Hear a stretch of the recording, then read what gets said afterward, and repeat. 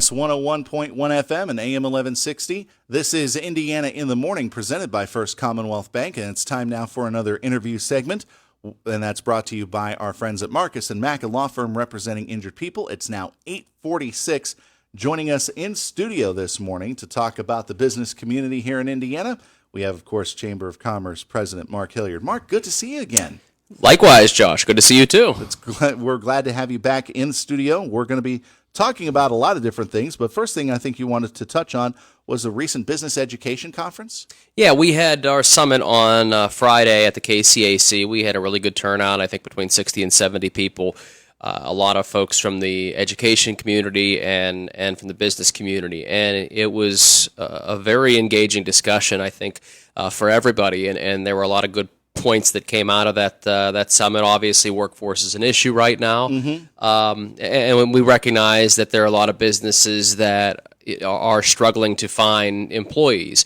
We didn't want that to be the primary topic of discussion, though, where, okay, we just can't find people, we just need warm bodies. And, we actually broke it down even more where, we found that, some of the businesses who are just trying to get people in there, with when you have 18, 19-year-old kids who they're being taught through Indiana County Ready and other career readiness programs how to interview, how to respond in job-like situations. And then when they walk in, then basically they're just like, well, you're hired because we just need somebody. It stunts growth a little bit. So that may not be their career that they're interviewing for there, but they're not being shown really the proper way to do things moving forward. So when they do interview for their career, they're even more unprepared. So there's a lot of things that we discussed, and I think we found some good takeaways from that, and we're going to try to look at maybe creating a couple of new initiatives and try to work on some things to create better business education partnerships. That's an interesting point that you brought up there, the fact that the businesses are kind of, that some businesses will say, are saying, hey, we just need somebody to fill the position. It kind of makes it sound like that the employer maybe doesn't respect the position. Well, and that's not the case. It's just that it seems like that. They're in such a bind right now, most of these employers, where they're stuck and they just need help, and they need help immediately. So if with a lot of employees, we use the term talent war right now, where if you're even remotely capable of working, you're going to get hired most places, because people need quality employees. And if you have the right soft skills and you're an employee that's just more than capable, then you're to the point where you could be very aggressive in what you're looking for, and there are a ton of companies that are paying more than they normally would right now to get those quality employees. So it's not a matter that they don't respect the position. It's just that they're in such a bind that they need people. But it is difficult for people who are younger, even though they have kind of their pick of the litter right now with where to go if they would want to. It's still not necessarily indicative of how the real world is and will be once this workforce shortage goes away, and hopefully goes away sometime soon. I hope it does too, knock on wood. You mentioned something that I also wanted to talk about, the Indiana County Ready program. Yes. How is that's now in its third year? It'll be the third year coming up here, yes. And it's been going like gangbusters. We've had, I think, 500 to 600 students go through the program. We talked about that a good bit. We did a workforce survey a few weeks ago and asked questions kind of leading up to this summit in terms of what are the workforce issues that people are finding. And we found still heads and tails above everything else was quality employees, people who they want employees that have the right essential skills. So even during this workforce shortage right now, that is still extremely valued by employers, right? And it's lacking in most employees. And like I said earlier, we've had employers say that if they had somebody like that, they could stand to really earn themselves a lot of money right now in terms of what job they want if they have those right skills. So it's more important than ever to get those skills, and we're working with the Indiana County Ready program. We actually had a couple new ideas that kind of came from that summit on Friday that we're going to try to see what we can do, and really want to focus on, maybe internship, job shadowing opportunities, even, post-graduation employment opportunities through that program. So, we're hoping to be able to partner with some businesses here in the near future, and I would just say if we're going to be reaching out to businesses soon on some new initiatives, so hopefully they can keep their eyes open, and in many cases it'll be very simple for them, but it's going to help them as much as help the students. So we have a couple of ideas that could be a win-win for everybody. Yeah, it does sound like the program is continuing to be a great success, and you've had a lot of success stories come through that program. Another program coming up on the way, Eggs and Issues. This is a traditional legislative breakfast, the chance for people to talk to the legislators. Yes, and we're taking questions right now, and we're selling tickets. It's going to be over at the KCAC. It's Thursday, August 26th. And I believe it starts around 8 o'clock in the morning. Mm-hmm. So registration is before then, around 7:30. But it's a chance to talk to the legislators that represent Indiana County. We're also going to stream the event live. So if you're not comfortable being in person, we will have the event live streamed as well on Facebook and Zoom. But we encourage you to show up in person. I think that there is always something to be said for being able to ask the question face-to-face of one of your legislators and receive an answer directly right then and there. So that is one of the nice things about this event. And we have legislators who are state legislators who are fantastic and certainly very accommodating for us and for their constituents. So it's a good opportunity. If you're not able to make it in person, we still ask that you submit your questions in advance. Questions at IndianaCountyChamber.com. That's questions at IndianaCountyChamber.com.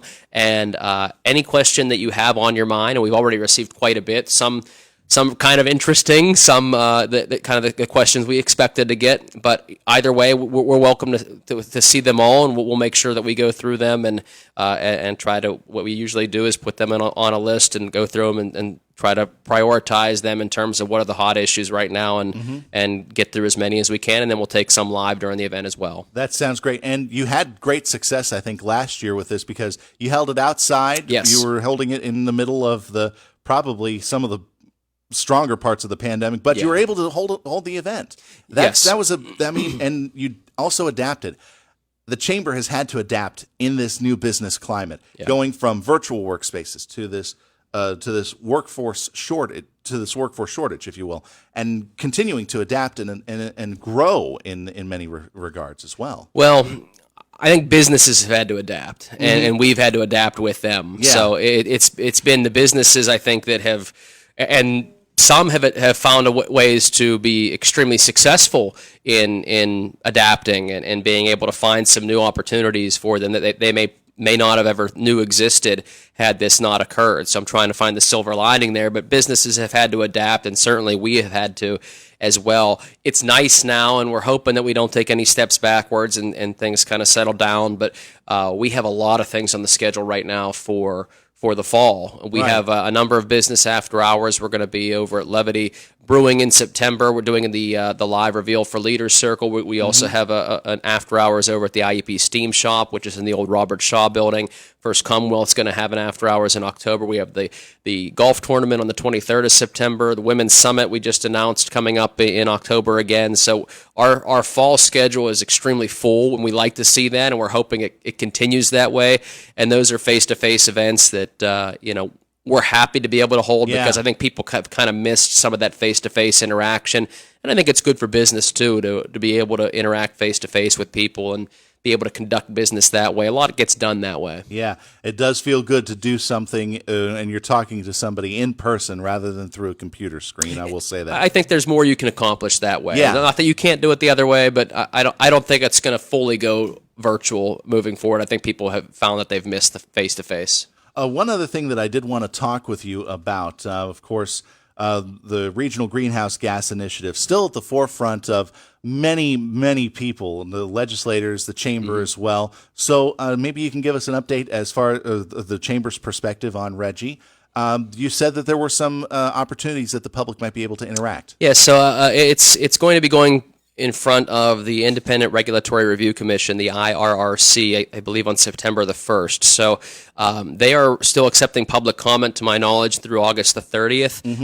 We'll put a link out here later this week on our website. I sent out a press release from our board meeting last week So that should be out there as well, whether you're on the Chamber's email chain, or you can contact our office or one of your legislators' office, and we'll give you the link to be able to submit public comment. But we've been pretty vocal with our support against Reggie. We're our opposition to Reggie, I should say, not support against. But it's there's not a whole lot I can add that's new. We've been trying to get the governor to come to visit with us, not just us, but Indiana, Armstrong, and Cambria counties. And we've heard crickets, unfortunately, not even a no thank you. So we still would love to have that audience to be able to have him see in person how he's going, what kind of impact this is going to have on this community. And it's not a matter of, we certainly want to be good stewards of the environment, and I think there are other ways to do so. This is not one of those ways, because it's going to have the impact on the environment really is going to be almost negligible, where you don't notice it at all. Just based on the studies from other states that have entered into this, and more importantly, economically, it is going to be extremely detrimental, especially to Indiana County, not only to the entire state. So we're against it. I'd ask you, if you're not familiar with it, to please do some research on it yourself rather than listen to somebody like me ramble on about it. But we certainly would love public comment if you're one of these individuals who will be affected, and rest assured, everybody in this county will be affected one way or another.